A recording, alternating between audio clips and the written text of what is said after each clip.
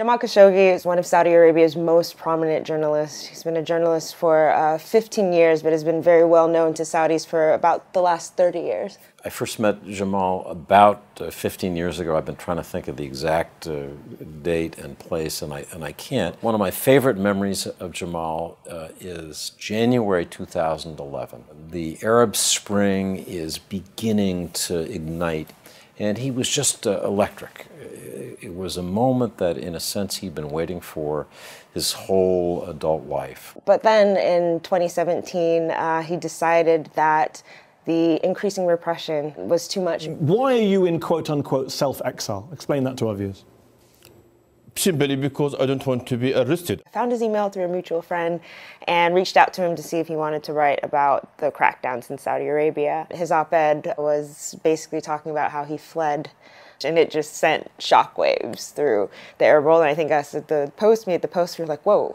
And I just said, we got to bring him on board. We got to recruit him as a Global Opinions columnist. What I'd love people to understand about Jamal was what a gentle, thoughtful person he was. Very nice, very calm, very gentle, but a very sort of active mind. I don't think that Jamal Khashoggi ever really wanted to be a lightning rod for criticism of Crown Prince Mohammed bin Salman. I'm not asking for democracy. I'm asking for people to be allowed to speak. This is, yes. I'm asking for the minimum. He wrote again and again in the Washington Post about the good things that he thought MBS, as we call him, was doing. But he wouldn't compromise with the bad ways that MBS was making these reforms. He wrote about the women being able to finally drive, and it was a great piece, but he told me, you know, that he felt sad. He felt sad that he couldn't be there to see that. And he said that it feels like not being invited to a party that you worked so hard to plan. The idea that he would be seen as an enemy of the kingdom, a public antagonist, really bothered him. He wasn't that.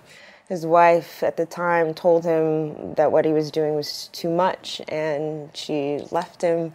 I quoted something he wrote in the Post when he first started with us as an opinions columnist, and he ended this little segment by saying simply 4 words: "We Saudis deserve better."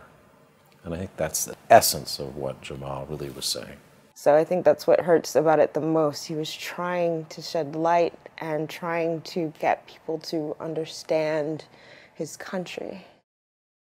That Tuesday, started getting a flurry of emails and WhatsApps from mutual friends of ours, pointing us to an Arabic language website with quotes from his fiancée, who said that she went to the Saudi consulate in Istanbul.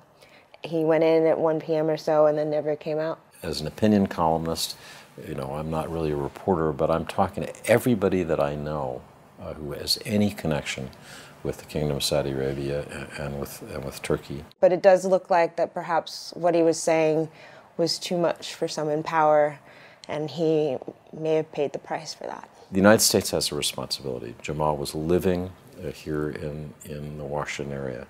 He had applied for permanent residence. Jamal was a contributor to our newspaper. He's part of our family.